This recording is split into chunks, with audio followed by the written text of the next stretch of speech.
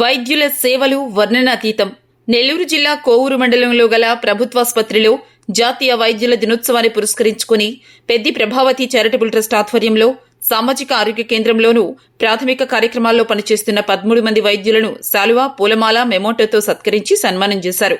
అనంతరం పలువురు వైద్యులు మరియు ఉపాధ్యాయులు మాట్లాడుతూ కరోనా సమయంలో వైద్యులు చూపిన చొరవకు వెలగట్టలేమని, తమ ప్రాణాలు సైతం పోతాయని తెలిసి కూడా లెక్క చేయకుండా రోగుల ప్రాణాలను రక్షించడంలో వారు చూపిన త్యాగ నిరతిని ఎంతో కొనియాడదగినదని రిటైర్డ్ ప్రధానోపాధ్యాయులు ఎస్ నరసింహమూర్తి తెలిపారు.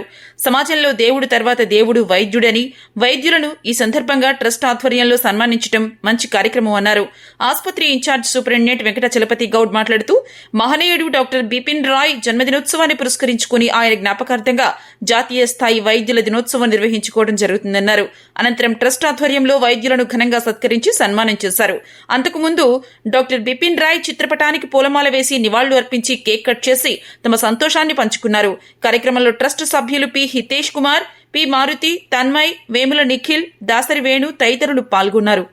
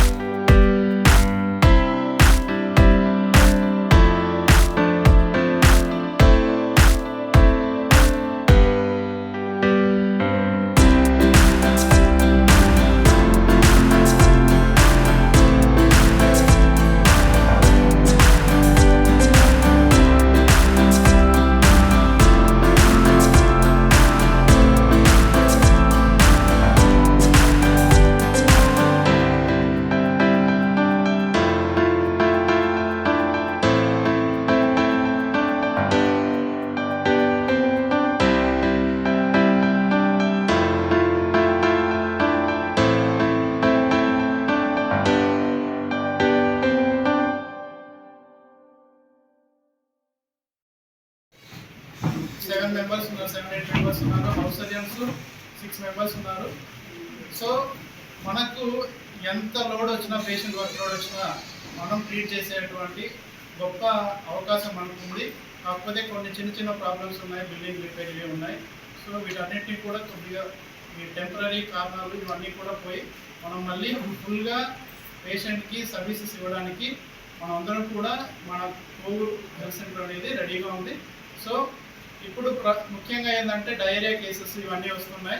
ఇవన్నీ కూడా సార్ వీటన్నిటికీ కూడా మేము వీఆర్ రెడీ సార్. సో మనకి ఇనుమడుగు సార్ వాళ్ళు వచ్చారు, Niranjan sir and Usman sir వచ్చినారు. సో సార్ మా సైడ్ నుంచి మీకు 100% కోఆపరేషన్ అనేది ఉంటుంది sir. Thank you sir. So doctor Vidhan Chandra Roy ఆయన వైద్య వృత్తిలో ఉంటూ ఎన్నో సేవా కార్యక్రమాలు చేశారు. అట్లాగే ఆయన ఒక స్టేట్కి హైయెస్ట్ పొజిషన్ అంటే ముఖ్యమంత్రిగా కూడా ఆల్మోస్ట్ 14 ఇయర్స్ చేసి మన వైద్య వృత్తికి అనలేని కృషి చేస్తున్నారు. ఆయనకి ఆల్రెడీ భారత రత్న బిరుదు కూడా ఇచ్చినారు. ఆయన సీఎం పోస్ట్లో ఉన్నా కూడా ఎవ్రీడే మినిమం 1 to 2 అవర్స్ పేద ప్రజల కోసం కేటాయించి ఆ టైంలో ఓపీ చూసి ఆ టైంని ఎప్పుడు మిస్ అయ్యే వాళ్ళు కాదంట. అంత డెడికేటెడ్గా వర్క్ చేయడం వల్ల ఆయన అంత గొప్ప పొజిషన్కి వెళ్ళారు. సో డాక్టర్స్ అంటే సమాజంలో గౌరవం అన్నీ ఉన్నాయి. కాకపోతే మన డాక్టర్స్కి లోపల ఉన్న ప్రాబ్లమ్స్ ఏంటనేది మనకి తెలుస్తుంది. ఏంటంటే ఎట్లా అంటే మనం మనస్ఫూర్తిగా వర్క్ చేయాలి. అంటే మనం దేవుడు ఇచ్చేసాడు అవకాశం ఇచ్చేసిన తర్వాత మనం ఇక్కడికి వచ్చిన తర్వాత ఇంకా అంటే మనశ్శాంతి లేకుండా డిప్రెస్ అవ్వడం, లేకపోతే అరే నేను ఈ దీంట్లోకి రాకూడదు, అంటే ఈ ప్రొఫెషన్కి రాకూడదు అనే ఫీల్ అవ్వకూడదు. ఇప్పుడు ఎవరు అవ్వకూడదు. సో మనకు దేవుడు ఆల్రెడీ ఒక అద్భుతమైన అవకాశాన్ని ఇచ్చాడు. ఎవరికి కూడా ఈ అవకాశం రాదు, ఒక డాక్టర్స్కే వస్తుంది. కాబట్టి డాక్టర్స్ ఎప్పుడు అరే నేను ఈ పొజిషన్లో అది అనేది అంటే మామూలుగా బాధపడద్దు, డిప్రెషన్ లోనవ్వద్దు. అందరూ కూడా సంతోషంగా ఈ ప్రొఫెషన్ని ఎంజాయ్ చేయాలి. మనకు చాలా అవకాశాలు ఉన్నాయి, కానీ ఇన్ని అవకాశాలు కొంతమందికి అన్ని అవకాశాలు రావచ్చు, రాకపోవచ్చు. కానీ ఉన్న దాంట్లో అందరూ కూడా వాళ్ళ జీవితాన్ని హ్యాపీగా మలుచుకుంటూ ముందుకెళ్ళాలి. తర్వాత మనం ఈ పెద్ది సాయన్న పెద్ది ప్రభావితమ్మ చారిటబుల్ ట్రస్ట్ వాళ్ళు ప్రతి సంవత్సరం ఆల్మోస్ట్ నర్సెస్ డేని, డాక్టర్స్ డేని సెలబ్రేట్ చేద్దాం. లాస్ట్ ఇయరే అడిగారు మనల్ని, కానీ లాస్ట్ ఇయర్ కొన్ని అనివార్య కారణాల వల్ల చేయలేకపోయాం. సో ఈ సంవత్సరం పెద్ది ప్రభావితమ్మ చారిటబుల్ ట్రస్ట్ వాళ్ళు ఈ డాక్టర్స్ డేకి స్పాన్సర్ చేశారు. సో వాళ్ళందరికీ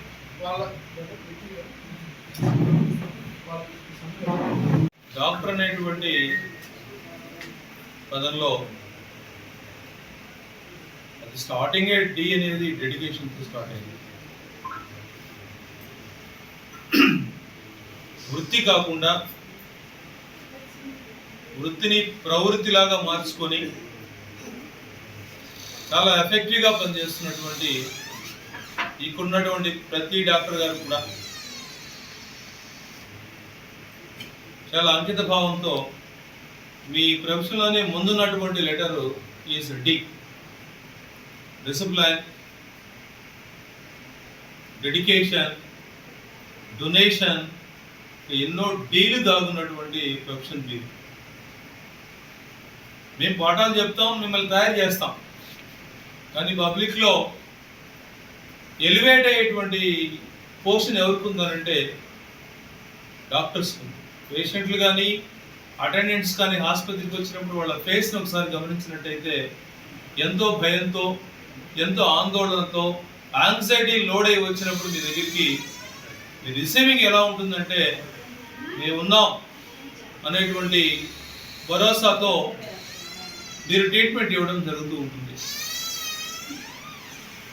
అందుకనే సంస్కృతిలో మనకు ఒక వర్డ్, ఒక సెంటెన్స్ ప్రావర్బ్ ఉంది, వైద్యో నారాయణ హరి అంటాం.